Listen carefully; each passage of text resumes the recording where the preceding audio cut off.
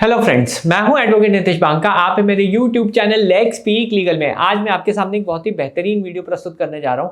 आज मैं जो है 340 सीआरपीसी के बारे में बात करने जा रहा हूं और इसमें मैं एक केस भी डिस्कस करूंगा जिसमें मैं आपको ये बताऊंगा कि अगर आपकी वाइफ ने इनकम एफिडेविट में झूठ बोला है तो कैसे 340 सीआरपीसी की कार्रवाई होगी, जजमेंट डिस्कस करेंगे और भी बहुत सारी चीज़ें मैं आपको बताऊंगा कि 340 सीआरपीसी कैसे जो है आप इस्तेमाल कर सकते हैं अपने केसेस में। और अगर वाइफ साइड ने झूठ बोला है तो उसको कैसे प्रोसिक्यूट करें 340 सीआरपीसी में। पूरा वीडियो देखेगा तो आपको ये पूरी जानकारी मैं आज आपको प्रोवाइड करूंगा। देखिए 340 सीआरपीसी, अब मेरे कई क्लाइंट्स हैं जो मेरे को बोलते हैं कि वकील साहब आप 340 क्यों नहीं लगाते मेरी वाइफ पे, क्योंकि उसने जो है अपनी पिटीशन में झूठ बोला है कि वो जो है कुछ नहीं कमाती है और उसे मेंटेनेंस चाहिए, गुजारा भत्ता चाहिए, मेंटेनेंस चाहिए और वो कुछ नहीं कमाती है। तो कई क्लाइंट्स मेरे पास आते हैं और ये जो है एक कंप्लेंट करते हैं मेरे साथ कि आप 340 सीआरपीसी लगाओ आप, क्योंकि मेरी वाइफ ने बिल्कुल झूठ बोल दिया है कोर्ट के आगे।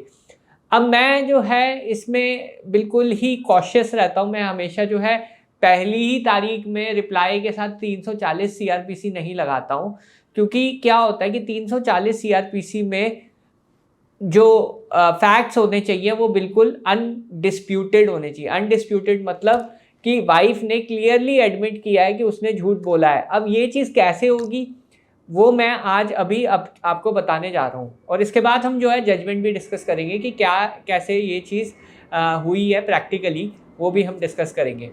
अब देखिए क्या होता है कि 340 सीआरपीसी के लिए डिस्प्यूटेड फैक्ट्स नहीं होते। अगर आप कहते हो कि वाइफ वर्किंग है, वाइफ झूठ बोल रही है और वाइफ कहती है वो वर्किंग नहीं है, तो ये एक वर्ड के अगेंस्ट दूसरा वर्ड हो गया, एक स्टेटमेंट के अगेंस्ट दूसरी स्टेटमेंट हो गई।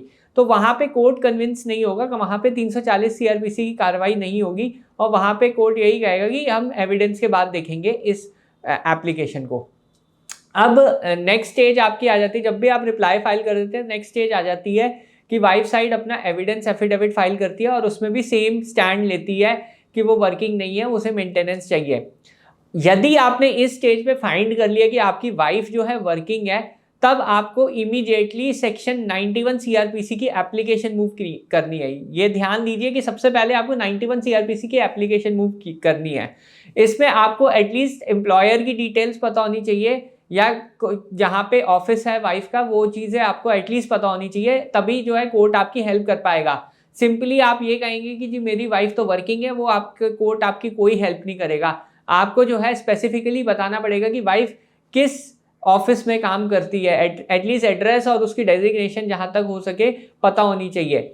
अब कोर्ट जो है सीधा सीधा वाइफ पे क्वेश्चन करेगा कि आप क्या काम करते हो इस ऑफिस में। सबसे पहले तो वो अपना काम आसान करने के लिए वाइफ साइड से क्वेश्चन पूछेगा कि क्या आप काम करते हो इस फलाने फलाने जगह पे। तो अगर उसने बोल दिया हाँ मैं करती हूँ काम, फिर कोर्ट नेक्स्ट क्वेश्चन ये पूछेगा कि अच्छा आप कब से काम कर रहे हो, तो अगेन उसे सच बोलना ही पड़ेगा कोर्ट के आगे। अब यहाँ पे एक स्टेटमेंट आ जाएगी वाइफ की। पहले उसने एक स्टैंड लिया कि वो वर्किंग नहीं है, उसने एक पिटीशन फाइल की थी कि वो वर्किंग नहीं है और अब वो ये कह रही है कि वो वर्किंग है, इस ऑफिस में वर्किंग है, इतने टाइम से वर्किंग है। तो ये देखिए दोनों में डिफरेंस आ गया। अब यहाँ पे एक यूनिवोकल स्टेटमेंट, हम इसे लीगल टर्म में कहते हैं कि अनकंटेस्टेड स्टेटमेंट जो है ऑन रिकॉर्ड आ गई, क्योंकि वाइफ ने आपकी 91 सीआरपीसी की एप्लीकेशन पे एडमिट कर लिया जज साहब के सामने, कोर्ट के सामने, कि वो जो है काम करती है। नेक्स्ट में कोर्ट सारे के सारे उसके income related document, salary slips सब मंगवा लेगा ऑन रिकॉर्ड। तो पहले तो उसकी स्टेटमेंट रिकॉर्ड होगी और उसके बाद उसे डायरेक्शन दी जाएंगी कि आप जो है सारे के सारे डॉक्यूमेंट्स जो है कोर्ट के समक्ष रख दीजिए। अब यहाँ पे अब आपकी 340 सीआरपीसी बनती है। अब 340 सीआरपीसी में आप ग्राउंड क्या लोगे? आप ये बोलोगे कि जनाब अगर हम वाइफ की जो पिटीशन है उसके थ्रू चलते तो वहाँ पे क्या होता, वहाँ पे ये होता कि वाइफ साइड ने जो बोला है कि वो काम नहीं करती तो उसे तो इंटरिम मेंटेनेंस मिल जाती। इंटरिम मेंटेनेंस का तो सवाल ही नहीं, इंटरिम मेंटेनेंस तो बिल्कुल रिजेक्ट ही हो जाएगी जब ऐसी चीज़ें ऑन रिकॉर्ड आ जाएंगी। ऐसे ही केस में मैंने एक गुड़गांव कोर्ट से ज़ीरो मेंटेनेंस करवाया था और एक और केस में मेंटेनेंस बिल्कुल कम से कम करवा दी थी, जिसमें सिर्फ डॉटर की मेंटेनेंस कोर्ट ने अवॉर्ड की थी, वाइफ की मेंटेनेंस बिल्कुल ही डिनाई कर दी थी। तो ये 2 केसेस मैंने अभी रिसेंटली किए हैं, जो मैं आपको जो है अभी आर्टिकल्स भी बताऊंगा, कौन कौन से आर्टिकल्स हैं, स्टडी मटेरियल्स। तो यहाँ पे देखिए जो आपको यही ग्राउंड लेना है कि एडमिनिस्ट्रेशन ऑफ जस्टिस, यानी जो न्यायपालिका का बिल्कुल मजाक उड़ाया है वाइफ साइड ने, और यहाँ पे जो है उसने झूठ बोला है कोर्ट के आगे। अब आपकी 340 सीआरपीसी की एप्लीकेशन भी मेंटेनेबल होगी जब ये सारी चीज़ें ऑन रिकॉर्ड आ जाएंगी। अब इस पे एक गुजरात हाई कोर्ट की भी जजमेंट है, जिसमें जो है सेम चीज़ हुई थी। इनकम एफिडेविट में वाइफ साइड ने कुछ नहीं डिस्क्लोज किया था, फिर हस्बैंड साइड ने 91 सीआरपीसी की एप्लीकेशन मूव करके सारे इनकम डॉक्यूमेंट्स वाइफ साइड के ऑन रिकॉर्ड कोर्ट के समक्ष रखने के लिए बोल दिए थे, और कोर्ट ने जो है 340 सीआरपीसी की कार्रवाई के लिए आदेश दे दिया है वाइफ साइड के लिए। इसको लेके जो है वाइफ हाई कोर्ट पहुंची, गुजरात हाई कोर्ट पहुंची, और वहाँ पे भी सेम चीज़ हुई। हाई कोर्ट ने जो है वाइफ की अपील रिजेक्ट कर दी और कहा कि आप दोषी हो, क्योंकि आपने कोर्ट से झूठ बोला है, इसलिए आप दोषी हो, आप पे 340 सीआरपीसी की कार्रवाई होगी, और अब पत्नी को सजा भी हुई इस केस में।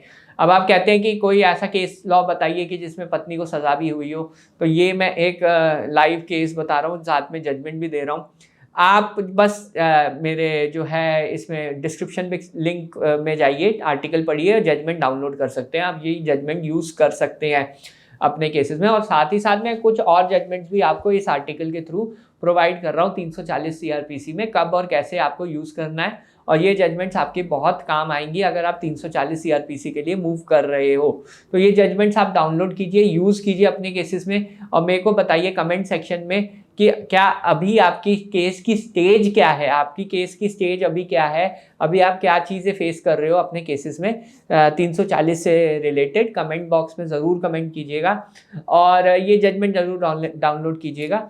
और बहरहाल वीडियो देखने के लिए बहुत बहुत धन्यवाद। अगर आपको ये वीडियो पसंद आई है तो प्लीज़ मेरे चैनल को सब्सक्राइब कीजिए, वीडियो को जो है लाइक कीजिए, कमेंट कीजिए। धन्यवाद, thank you very much for watching this video.